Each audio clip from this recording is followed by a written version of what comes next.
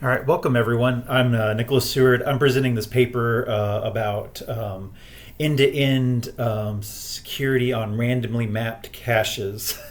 They call it CaSA, Cache Security Analyzer. Anyways, um, the basic idea here is if the cache was randomly mapped, could you still do a side channel attack? Just up top before I get into everything, current caches on processors aren't randomly mapped. This is a potential security enhancement that people are thinking about. And so this paper is looking at how secure is it? All right. Okay. So first off, I used a lot of AI, but I stand by everything I said. First off, let's talk about a side channel attack. Side channel attacks let you indirectly leak data where it wasn't meant to be leaked. Here's an example with a card reader. Let's see. They had a card reader, and when you put the card in, the LED wouldn't even blink. But the computer that it was attached to would do work to encrypt and send off to a database some information. And there's a camera down the hallway that was aimed at it that could see imperceptible, just like tiny changes in brightness, and it could back out what the actual secret that was on the card, which is pretty amazing. There's a lot of cool things about this one. It was only done like a year ago. They actually rotated the camera so they could use different pixels in one frame to record a whole bunch of brightnesses. And so instead of getting 30 to 60 hertz, they were getting 60,000 hertz. Anyways, they did some really cool stuff. It's amazing how much data is just being leaked out in the world. So anyways, we're talking about computer architecture in this class. And whenever you make hardware, it's stuck, and there's all sorts of vulnerabilities, and you can't just patch it after the fact. So we have to really get this right before we actually start putting things into hardware. All right. So cache side channel attacks. So the basic idea is different processes can't read the cache from other processes,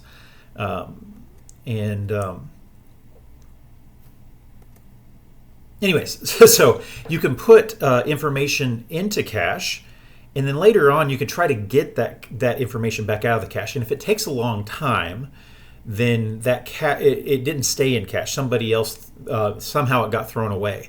And what we can do is, if we have two processes, they could try to use the same cache lines. And one could try to evict the data from that the other put in there. And so if one person's seeing that it's harder to get their data back because somebody else is throwing it away, then that can be sending a 1, and if they don't do that, that could be sending a 0.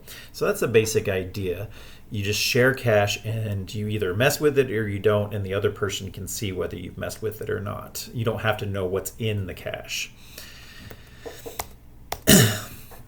All right, so here's the basic cache setup. You have multiple cores, and they have top level cache. L1 cache is what they normally call it, and then you could have any number of levels. Right now, I think most of the top level chips have L1, L2, and L3 level, where as you go down, they get bigger and a little slower, but then they're shared by more and more cores.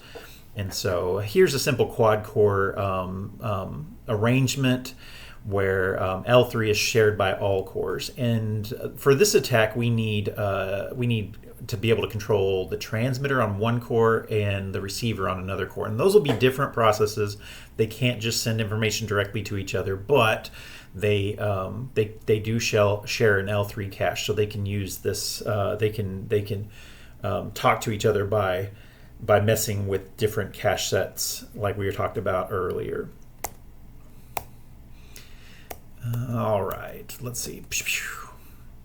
I guess I should address the paper doesn't really address that the transmitter has to be complicit in this, and so this is easy to solve by just having clean code that doesn't have any malware in it. But assuming you got infected, or you're just trying to exfiltrate information and you're in a sandbox, we're just going to assume that we have complete control over the transmitter and the receiver. But those are different processes on the same computer, but on different cores. All right. So cache, the L3 cache is what I'm talking about here, is separated into multiple cache sets. For a typical modern chip, we have about 32,000 different cache sets.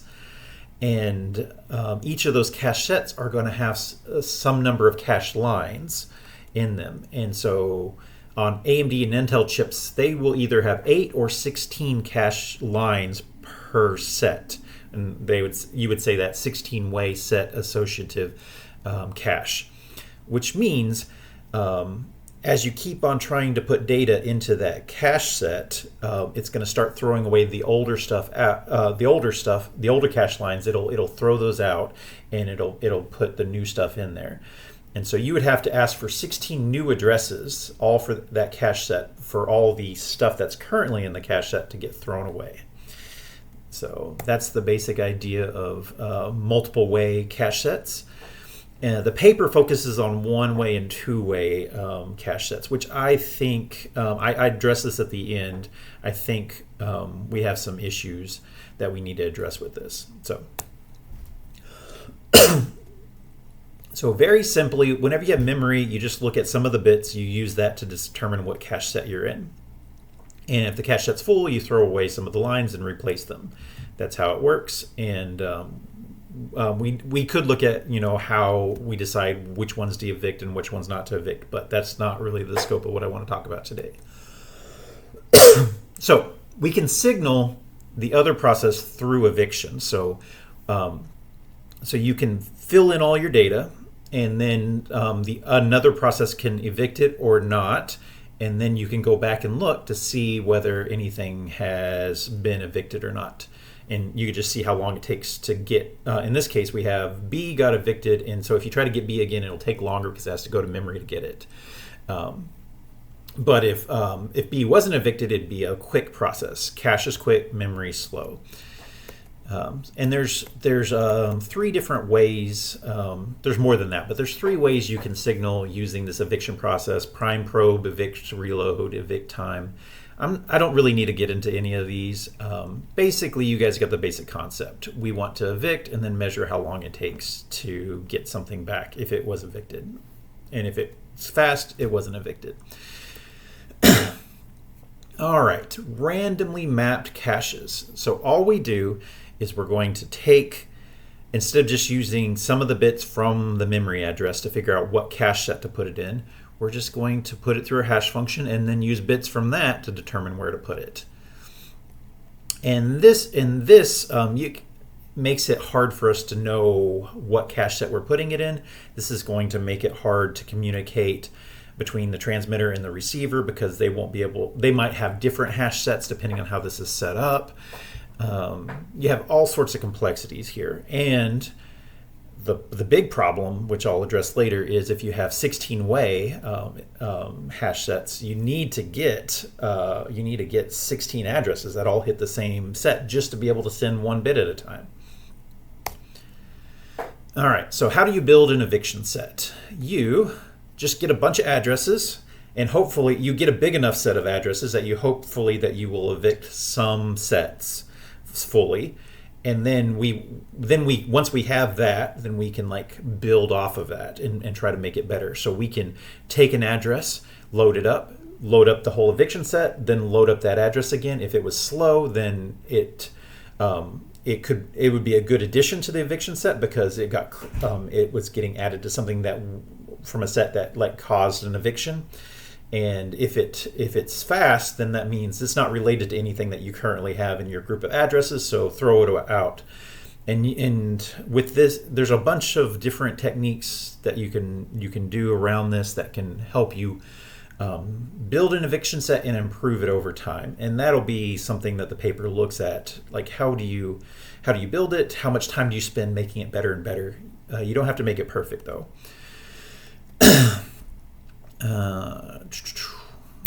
Let's skip all of that. All right. I talked about all that. Okay. So randomly mapped caches want to prevent this eviction set construction. That's the main thing that almost every paper before this has looked at. This paper goes beyond that, but the way that these randomly mapped cache deal with this is they will change the hash function occasionally. And if you change the hash function, then you're going to have to reload all memory, and it's a performance hit. But if you change the hash every so often, then it invalidates all your work trying to build your eviction sets. And so that time between hash changes is called an epoch. And if you can make a shorter epoch, you make it harder to build an eviction set. And so a lot of these things have picked epoch sizes where they think it's impossible to build it. But this paper points out that you don't have to have a perfect eviction set. You just need to have a pretty good eviction set, or an okay one, but then do harder work in other parts of this process. All right, so kind of in the same vein of eviction sets is the transmitter in the receiver both have to be talking to the same eviction sets, or the actual same cache sets, and so you just play the probability game. The receiver sends the transmitter sends a whole bunch of things out, and the receiver senses a whole bunch of things. And here you see a diagram where there's some collisions. We'll call this a conflict, and some of it's wasted effort. And so that's the difference between a hard conflict where they actually touch and a soft conflict. If you only picked perfect ones, which a lot of algorithms, previous papers tried to do, that would be harder than just playing the probability game. Okay, so if we want to get an intersection with 99.99% accuracy, I did a little bit of math. It's basically the birthday paradox. If you don't know the birthday paradox, if you have 23 people in a room, there's a 50-50 shot that two of the people share a birthday, which seems really counterintuitive with 365 days in the year.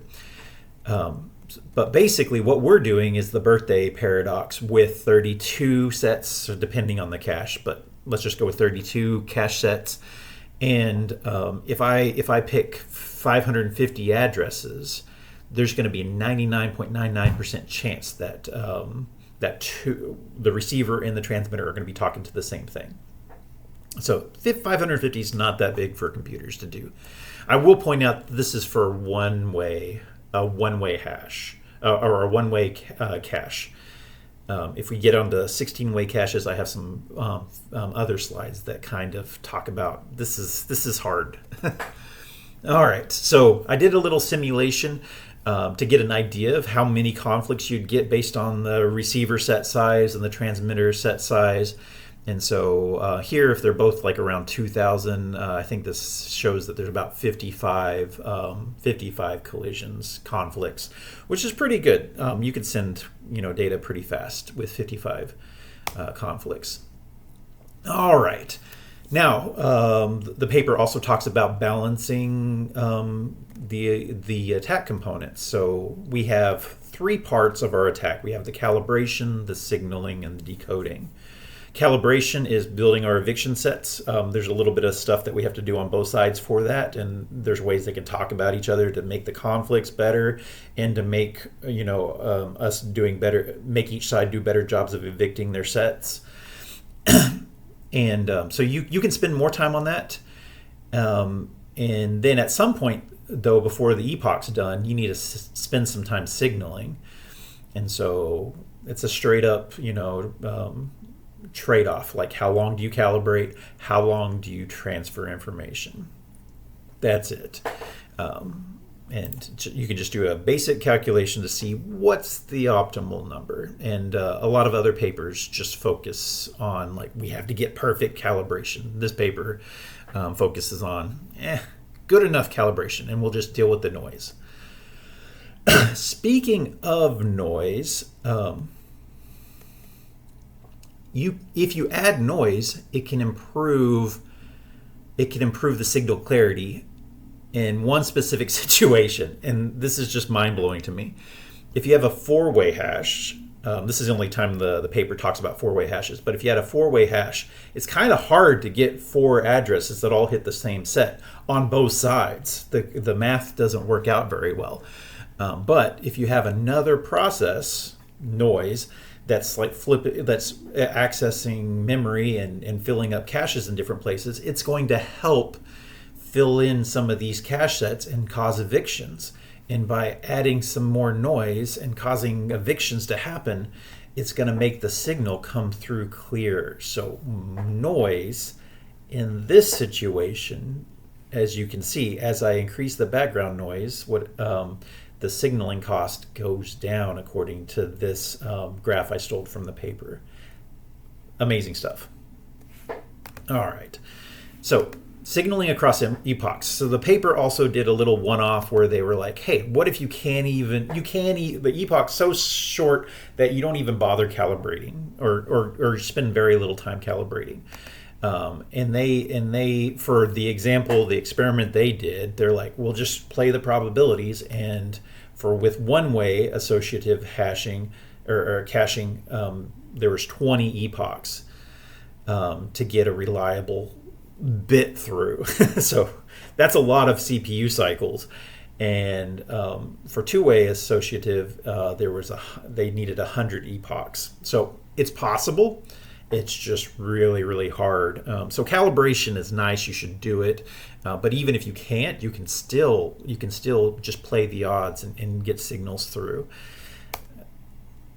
Okay, 16-way cache security. I think I need to look into this more, but I think 16-way caches or 8 ways will lead to very secure mappings.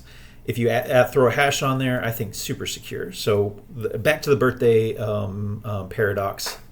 Say we have 32,000 days and we need 16 people all to have the same birthday. The math comes out pretty hard, where that's a pretty small number. So I did a little simulation because I was having trouble doing the math, and I got that you need about 150,000 addresses to be able to get one eviction set. And that's super impractical because one transmission channel is not you'd have to get that going both ways. And it would require 1.2 megabytes to store 150,000 addresses, which you don't have room in the L1 cache. And so maybe in the future years, like L1's going to get bigger, so maybe we can do this. But L3 is going to get bigger too, so I don't think this is possible. So here's my graph. And so as we go to 150,000, then we finally hit 16. I'm labeled this wrong. I get 16 addresses that belong to the same eviction set. And so, luckily this graph goes up quite fast, but 16 just seems to make it where it just doesn't work. All right. So real world implications. Current chips don't use random mapped caches. There's no scheme that's been proposed except for new cache that will prevent side channel attacks. New cache will every time something gets evicted, if it ever comes back in, it will get stored somewhere different. It uses a different hash function every single time. And the reason that nobody's implemented this, according to me, is that you'd have to spend more die space, and it's going to hurt performance and questionable security gains. So conclusion, the paper focuses on how good are random map caches and providing a tool that can analyze them. And according to the paper and to me, randomly mapped caches are meh. They're okay. I think maybe we need to look a little bit more about 16-way set associative caches to see whether those are truly secure enough or there's something I'm missing. So future research that I think would be interesting is if you have chips that can do this, I think it'd be interesting to be able to change the epoch length. You can just shorten it up if you need something that is secure, and then lengthen it if you don't need security. You can let the user decide. And I also like to look at more epochless designs like new cache to see if there's some speed. Any way we can design that where it takes less hardware and less die space and less of a performance hit. I think that would be interesting. So I will stop there. Any questions? You can get my slides here if you scan that, and here are all my sources. So thank you.